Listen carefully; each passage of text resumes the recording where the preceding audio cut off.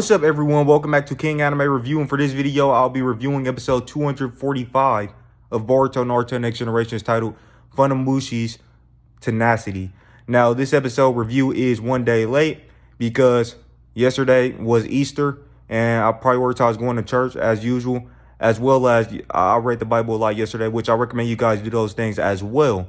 Now, with that being said, for this episode review, I'll be reviewing the episode, and I'll also be talking a little bit about some stuff that I mentioned in previous reviews that actually got addressed by a writer of the Boruto anime on Twitter. So I'll be talking about some of that stuff as well. Now, this episode started off with Buntan and Kyoho searching for Hebi and Hebi, she was thinking about what Buntan told her about, trusting people, trusting the right people and stuff like that. And she was just thinking to herself, but she was thinking that, the same thing pretty much that she was thinking in the last episode, where she thought that, she would get herself killed if she went back and helped her friends. However, she ran into a couple of Funato clan soldiers who were talking about the fact that they figured out the strategy that Kagura and the others put together about basically luring them into the ravine and trapping them there. They figured out that trap, and they figured out a different way. Like, they basically figured out a way to basically use that against them, because I guess it was a path on a cliff, which they used to basically get the high advantage against, Kagura and the others. So they did that, and once Hebi heard of that, once she heard that, she basically went to join up with Buntan and Kyoho off screen, and she ended up helping, Team Kagura and Team 7 and Team 5. She ended up helping them and, coming back to help them fight against the Funato. And apparently, they were able to, it seems like she was able to, like she told, the others about the fact that their plan had been figured out. So then what ended up happening was it was a little bit of fighting between the Funato clan and the, Team Kagura. I'm just going to call it the Kagura Alliance or whatever, Team Kagura, Team 7, and Team 5, and, that team. So, yeah, that was fighting the Funato clan, and they fought them for a little while. It was a little bit back and forth. Like I said, the Funato had already basically countered their first strategy, but since Hebi and the others showed up, they were able to fight off against the Funato, and also Awabe and the others showed up.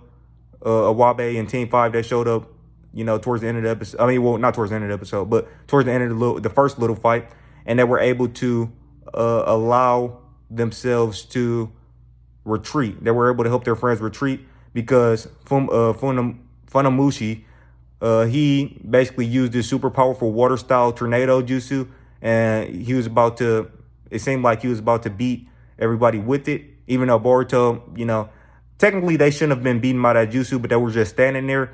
So I don't know. We don't know exactly what would happen. What should have happened should have been, Boruto and the others should have easily took out these weak little Funato clan soldiers. Funamushi is the only Funato clan soldier who has a decent, who seems somewhat strong.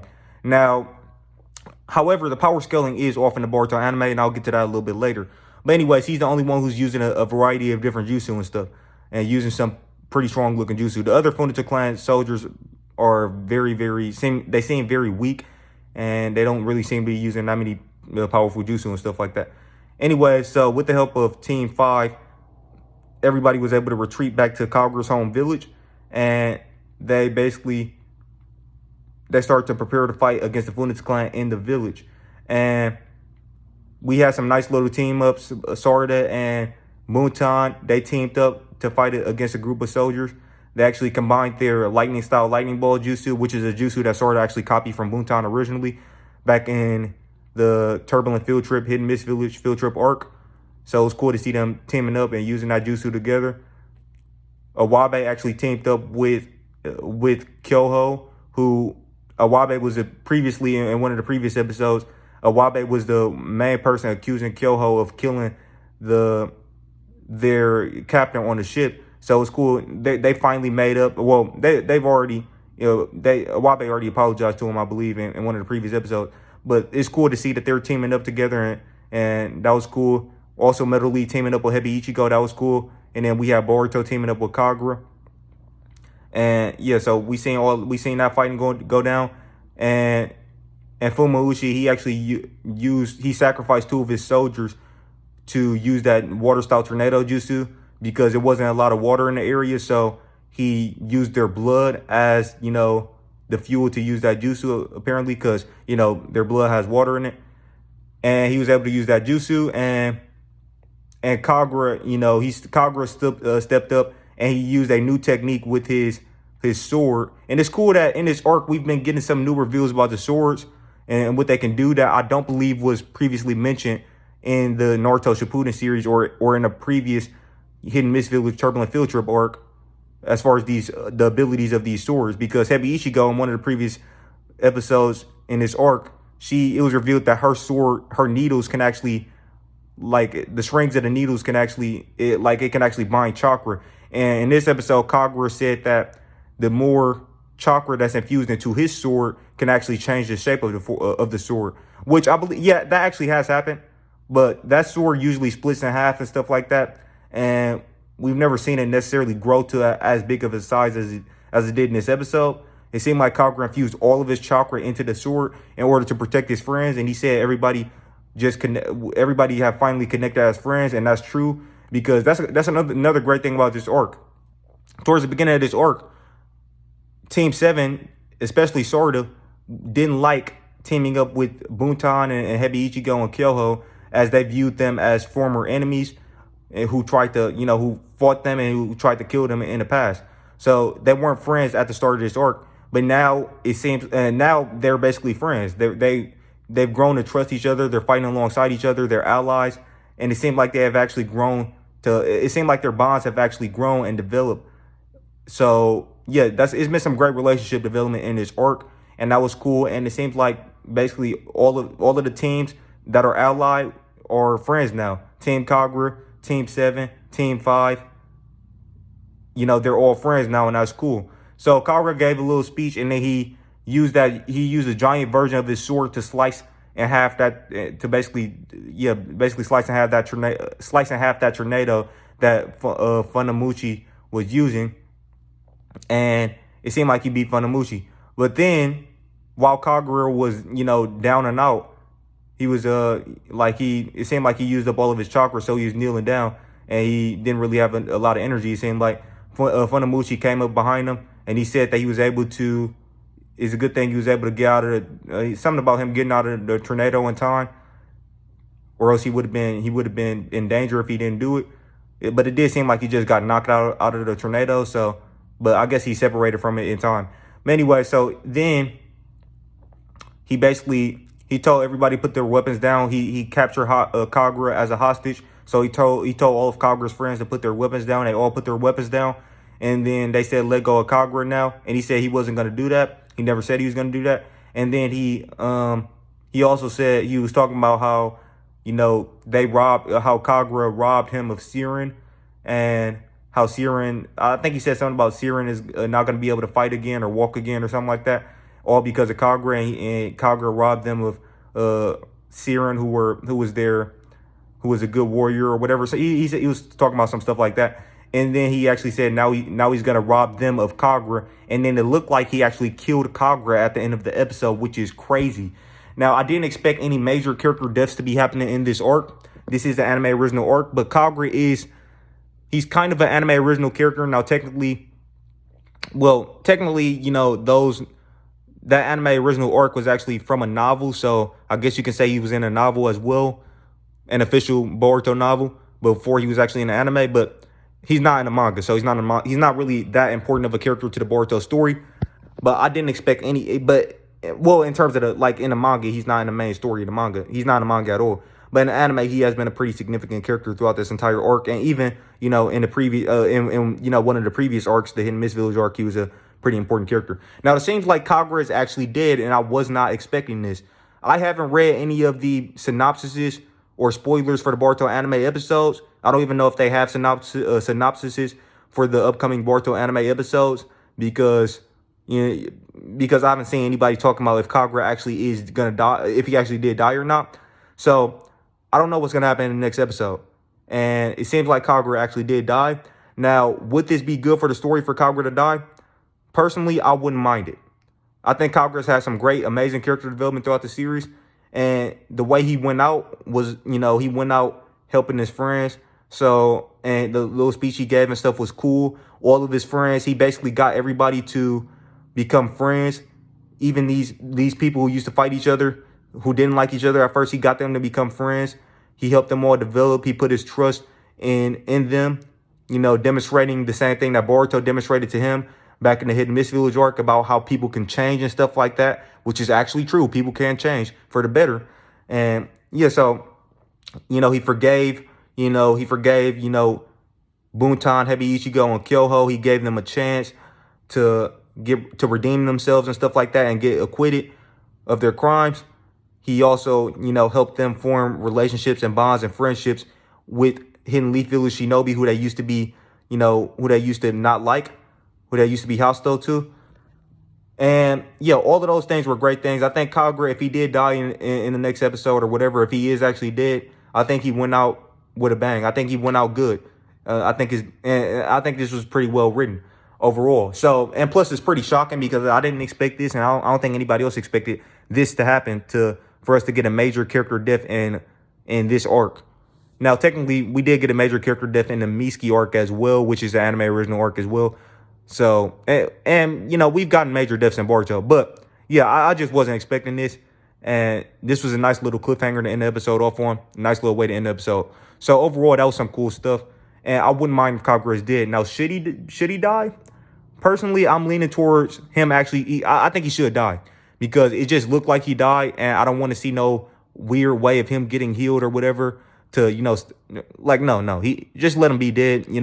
The way it looked like the water style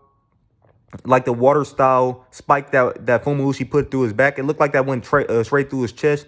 So we don't need no weird way of no weird explanation for how Kagura survived or whatever. That might actually make the story worse if it doesn't make sense. So I'm cool with Kagura just dying right here. It's a nice little shocking factor to make this arc memorable and a nice little shock for the arc in general. So that's cool. Now the question is, will Boruto rage? Because he looked very mad once he seen this. He looked shocked, but he also looked kind of mad.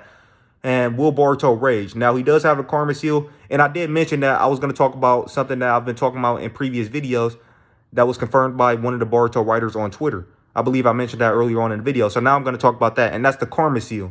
Now the thing with the karma seal is, I've been saying in a lot of my reviews, and I might have actually taken some points off of the episodes based on the fact that Boruto hasn't used the karma seal, and there wasn't an explicit explanation for why he's not using it. Now, I don't think I took points off of any episode solely due to that reason. I think it was a combination of that reason as well as bad writing, and also the fact that Boruto, even if he didn't have the karma seal, he should still be way stronger than these Funato clan soldiers. And he should be way stronger than these, shinobi in general, even without the karma seal. And you can look at his feats from, his previous feats in the series that he used before he was even using karma. Like, you can look at stuff like that. For example, what he did against Deepa, which even Miski, and I'll talk about this in one of my previous videos.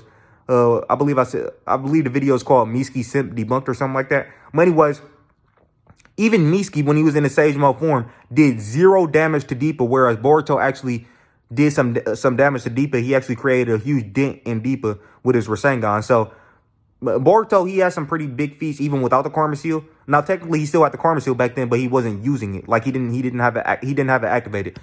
Now, anyways, let's get to what one of the writers for the Boruto anime said on Twitter. Somebody asked him, why isn't Boruto using the karma seal? That's a question I've been asking in a lot of my reviews for this arc so far. Why haven't Boruto been using the karma seal?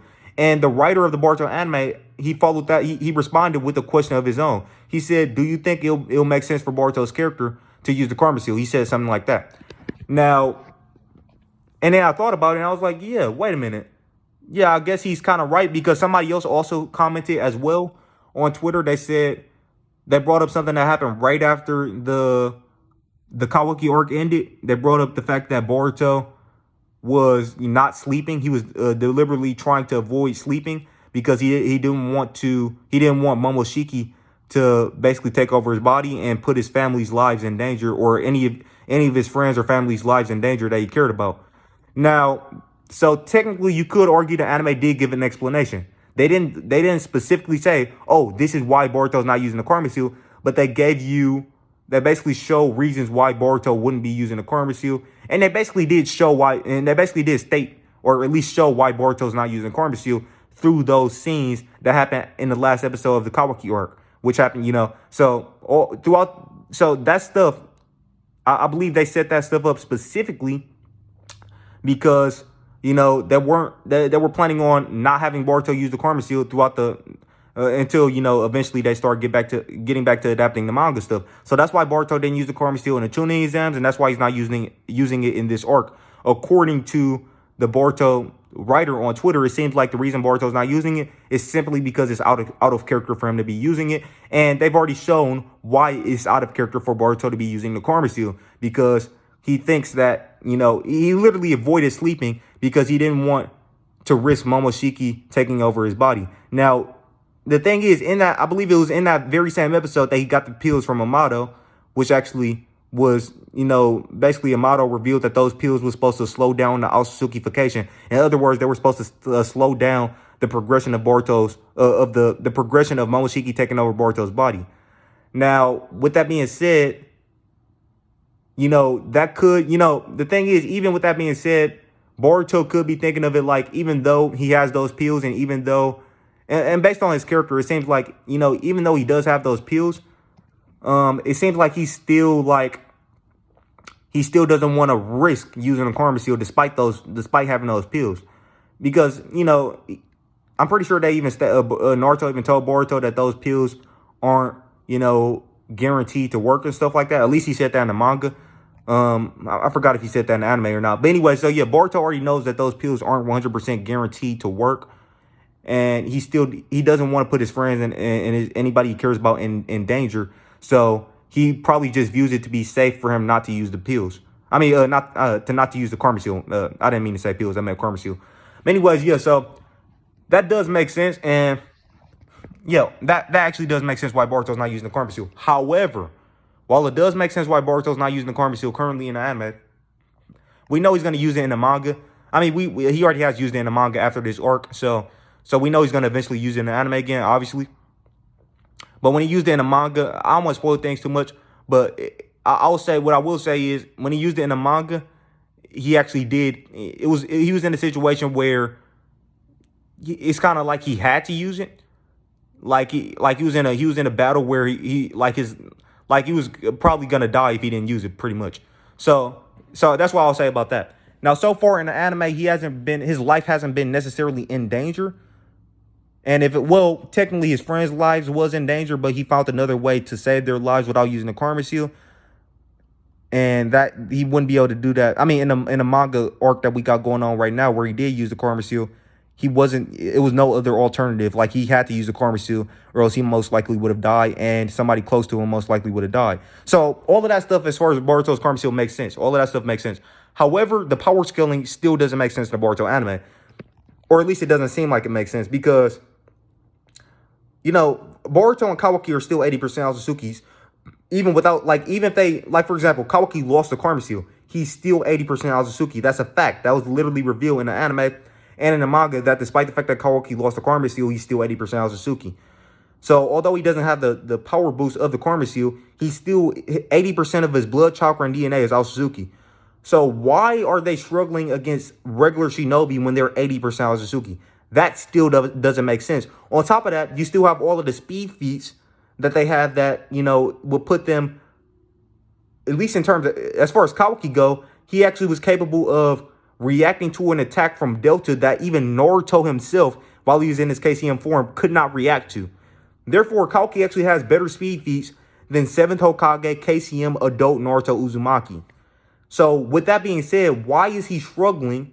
Why are Boruto and Naruto why are Kawaki and Boruto, why are they struggling against regular shinobi. Obviously, these regular shinobi are not as fast or as strong as characters like Delta and KCM Naruto. So it still doesn't make sense power scaling wise for why Kawaki and Boruto are struggling. Kawaki and Boruto should be able to easily one-shot, blitz and one-shot these Funato clan soldiers easily.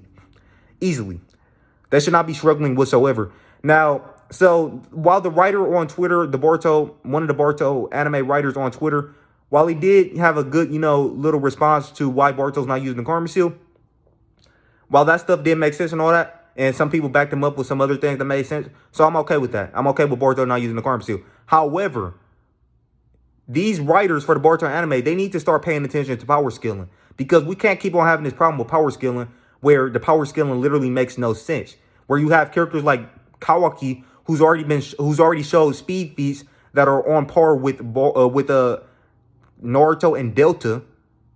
We can't have characters like him struggling against characters like Tenma. Like, for example, Kawaki was struggling against Tenma. Kawaki and Kagura were struggling against Tenma.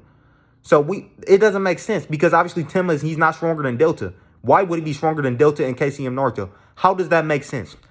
Naruto, before he lost Kurama, was way stronger than all of the other way stronger than all of the other Kage before he lost Kurama. Now that he's lost Kurama, he's not way stronger than all the other Kage. But when he had Kurama, he was stronger than all of the other Kage. So do you mean to tell me that Tenma is stronger than all 5 Kage right now? It just doesn't make sense. It really doesn't. But anyways, with that being said, that's all of my thoughts on the Boruto on this past Boruto episode. As far as my rating for this episode go, I'm gonna give it a 10 out of 10 in terms of story. I like the shock factor. I like how they ended the episode. I like the cliffhanger. I like the strategy involved in the episode. The fighting in the episode and the team ups was good. The relationship development between these characters has been great throughout this entire arc. All of that stuff was great. The only thing that I'm having a small problem with is the power scaling. Now, technically, it's not necessarily contradicting anything, because these are new characters. For example, Tenma is a new character. It just makes the power scaling extremely weird for Tenma to have better feats than, characters like Delta or KCM Naruto, adult KCM Naruto. It's just extremely weird. However, it's not contradicting anything because Tenma is a new character. It's just extremely weird, though. It really is. But anyways, yeah, 10 out of 10 in terms of story, 10 out of 10 in terms of artwork, and 10 out of 10 in terms of animation. I didn't notice any problems with the artwork or animation in this episode. So overall, this was a fantastic 10 out of 10 episode of Boruto Naruto Next Generations. I am very excited to see what happens in next week's episode, because I haven't been this shocked in I haven't been this shocked in a long time as far as Boruto goes. As far as the manga content goes, that's usually shocking on a monthly basis. It's usually something that I didn't expect to happen. Usually something that I didn't expect to happen happens in the Boruto manga on a monthly basis. So that's cool. But as far as the anime go, I haven't been this shocked in a long time. So yeah, it was overall this was a great episode overall. And with that being said, thank you guys for watching. If you guys like the video, please drop a like. If you're new to the channel, please consider subscribing and clicking that channel notification bell to be notified on all of my future videos. And drop a comment. Let me know what you thought of the episode and of the review in the comment section below. And what would you rate this review and the episode out of 10 in the comment section below. And share the video all over the internet. And yeah, click that notification bell to be notified on all of my future videos. And with that being said, thank you guys for watching. And I'll catch you in the next one. Peace out. Every promise I've been praying for, like, I hold on to it.